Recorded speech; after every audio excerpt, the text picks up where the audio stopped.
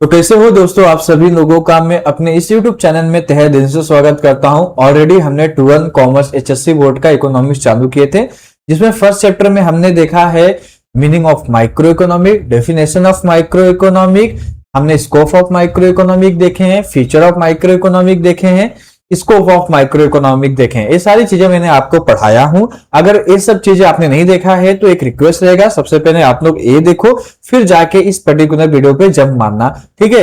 तो आज के इस पर्टिकुलर सेशन में हम लोग देखेंगे meaning of macro economic, meaning of macro economic. तो बेसिकली आज हम लोग देखेंगे कि मैक्रो इकोनॉमिक क्या होता है।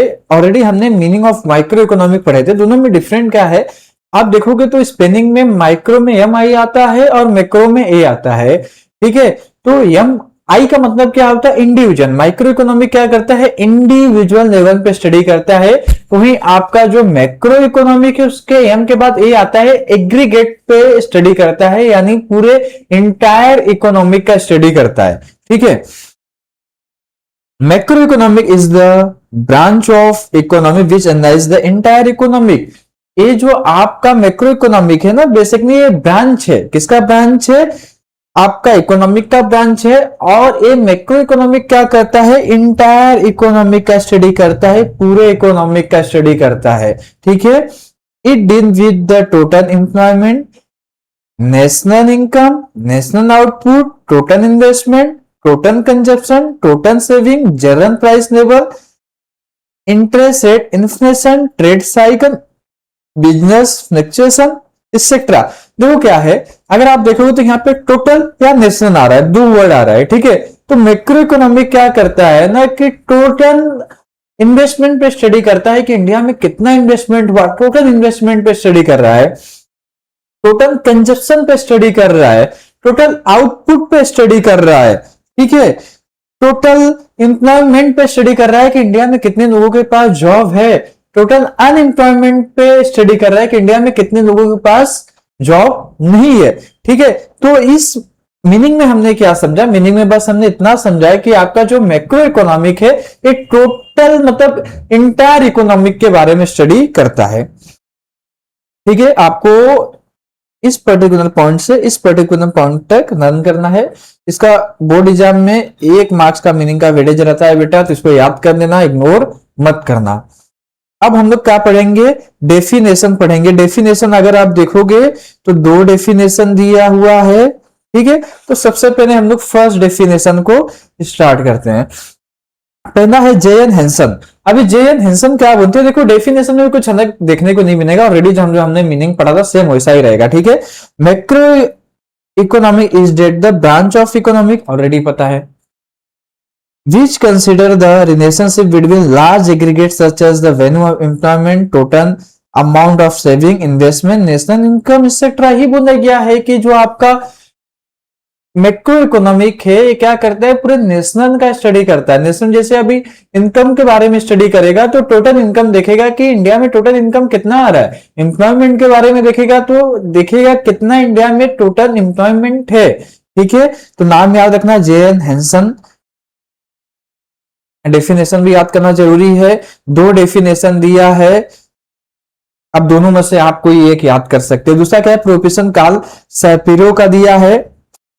आप दोनों में से कोई एक पढ़ लो, जरूरी नहीं कि दोनों आपको पढ़ना है। आप, मेरा रिकमेंडेशन रहेगा सेकंड वाला पढ़ो। ये वाला बहुत सिंपल सा, आसान सा और छोटा सा, आपको बस इतना ही याद करना है, तो ये वाला पढ़ लो। या फिर फर्स्ट डेफिनेशन जो आपका था बेसिकली ये किससे कोऑर्डिनेट कर रहा था, मीनिंग से कर रहा था, तो जो भी आपको इजी लगे वो आप पढ़ लो।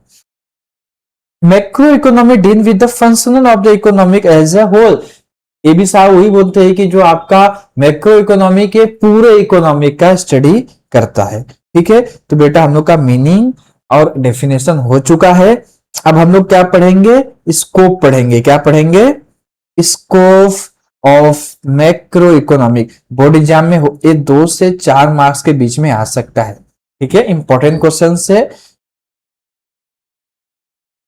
चलो, सबसे पहले पॉइंट इसमें क्या है,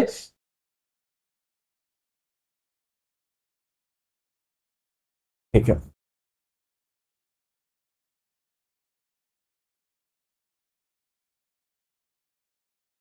पहला पॉइंट क्या है, theory of income and employment. Theory of income and employment, macroeconomic analyze the explain which the factor determine the level of national income and employment, what the causes fluctuation in the level of income, output and employment। ये क्या बोल रहा है कि macro economic analyse करता है, explain करता है कि कौन से फैक्टर हैं जो क्या करते हैं, इनकम को ज्यादा करते हैं या फिर इनकम को कम करते हैं, या फिर एम्प्लॉयमेंट बढ़ता है या फिर एम्प्लॉयमेंट कम होता है। ये कौन से फैक्टर है, जस्ट अभी मैं ट्रांसलेट कर रहा हूं, एग्जांपल जब दूंगा तो आपको एकदम अच्छे से समझ में आ जाएगा। ठीक है, to understand how the level of employment is determined, we have to study the consumption of function and investment function। theory of business cycle is also the parcel of the theory of income and employment। ठीक है, अभी देखो बेटा क्या बोला गया है कि इनकम एंड एम्प्लॉयमेंट में ऐसे कौन से फैक्टर हैं जिसकी वजह से इनकम या तो बढ़ता है या फिर इनकम आपका क्या होता है, घटता है। ऐसे कौन से फैक्टर है जिससे एम्प्लॉयमेंट बढ़ता है या फिर एम्प्लॉयमेंट घटता है। बहुत सिंपल सा है, जैसे टाटा हो गया या फिर रिलायंस हो गई। मान लो कि इन्होंने क्या किया, एक बहुत बड़े फैक्ट्री का नाम कर रहे हैं। अब फैक्ट्री इन्होंने क्या किया, एक पर्टिकुलर विलेज एरिया में ओपन किया और इन्होंने डिसाइड किया कि हम लोग क्या करेंगे, इस पर्टिकुलर फैक्ट्री में 10,000 एम्प्लॉय को हायर करेंगे। तो क्या होगा कि 10,000 लोगों को जॉब मिला, मतलब एम्प्लॉयमेंट इंक्रीज हुआ। एम्प्लॉयमेंट क्या हुआ, इंक्रीज हुआ, और साथ में उन लोगों को इनकम भी मिलना शुरू हुआ, तो अपने देश का इनकम भी बढ़ना शुरू हो जाएगा। और यही सेम चीज पे अगर टाटा या फिर रिलायंस प्लान करते हैं कोई पर्टिकुलर फैक्ट्री को बंद करने के लिए, तो वहां पे जो लोग काम करते हैं उनकी जॉब चली जाएगी। ठीक है, theory of income and employment में ही बताया जाता है कि ऐसे कौन से फैक्टर हैं जो इनकम को बढ़ाता है या फिर इनकम को घटाता है, या फिर एम्प्लॉयमेंट को बढ़ाता है या फिर एम्प्लॉयमेंट को घटाता है। ठीक है, ये आपको आई थिंक समझ में आ गया होगा। अब हम लोग देखेंगे theory of general price level and inflation. अभी क्या होता है, प्राइस क्यों कम एंड ज्यादा होता है, प्राइस कम या ज्यादा होने की वजह से क्या होता है, इन्फ्लेशन भी बढ़ता है या फिर घटता है। ठीक है, देखते हैं इन्फ्लेशन मतलब क्या होता है, महंगाई दर। Macro economic analyse the show how to the general price level is determined and the further explain what the causes of fluctuation in it. मतलब भाव बढ़ता है या फिर घटता है, क्यों बढ़ता है क्यों घटता है, रीजन क्या है उसका। ठीक है, the study of general price level is the significant on account of the problem of create by the inflation and deflation. भाव ज्यादा या फिर कम होगा तो ये सबसे बड़ा रीजन है आपका इन्फ्लेशन और डिफ्लेशन का। जैसे फॉर एग्जाम्पल बेटा कि अभी जो कुकिंग ऑयल होता है, आज से 5 साल पहले जाओगे, जैसे कि एग्जाम्पल दे रहा हूं, उस समय 70 से 100 के बीच में मिल जाता था। ठीक है, और आज 5 साल के बाद अगर आप देखोगे तो क्या हो रहा है, वही सेम चीज आज 150 से 200 में मिल रहा है। तो बेटा क्या हुआ, इन्फ्लेशन कंटिन्यू बढ़ा, महंगाई दर कंटिन्यू बढ़ा। आज से 5 साल पहले डीजल पेट्रोल का भाव क्या था, आज डीजल और पेट्रोल का भाव क्या चल रहा है। यही आपका क्या है, theory of general price level and inflation. मतलब अगर आपको नोटिस करने को मिलेगा कि भाव बढ़ता गया, मतलब इन्फ्लेशन बढ़ता गया है। ठीक है, अब हम लोग आ जाते हैं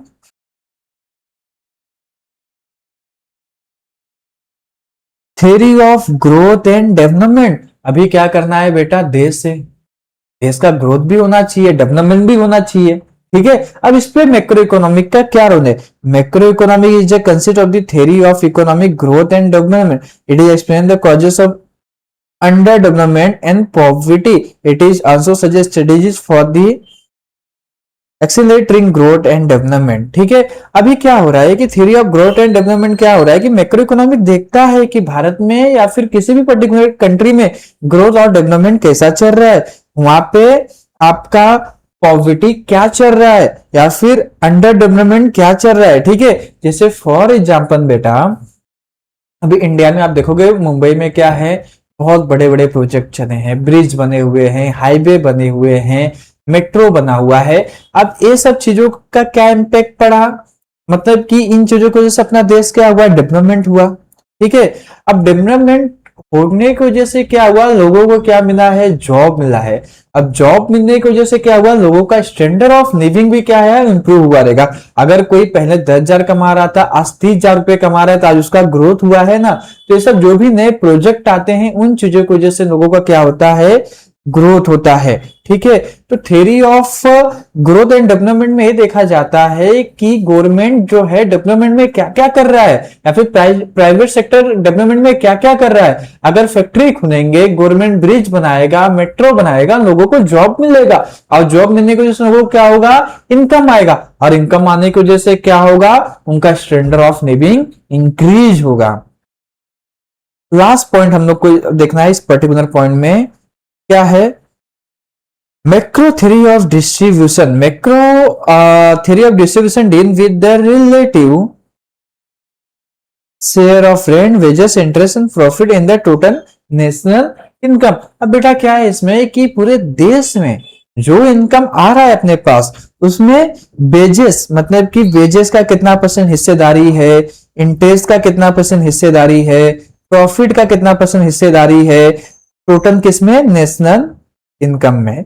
ठीक है, इसमें चाहिए तो मुझे लगता नहीं इसमें एग्जांपल देने की कोई जरूरत है, क्योंकि ये बहुत सिंपल सा टॉपिक था। बेटा हमने क्या किया, आज स्कोप ऑफ मैक्रो इकोनॉमिक भी खत्म कर दिए हैं।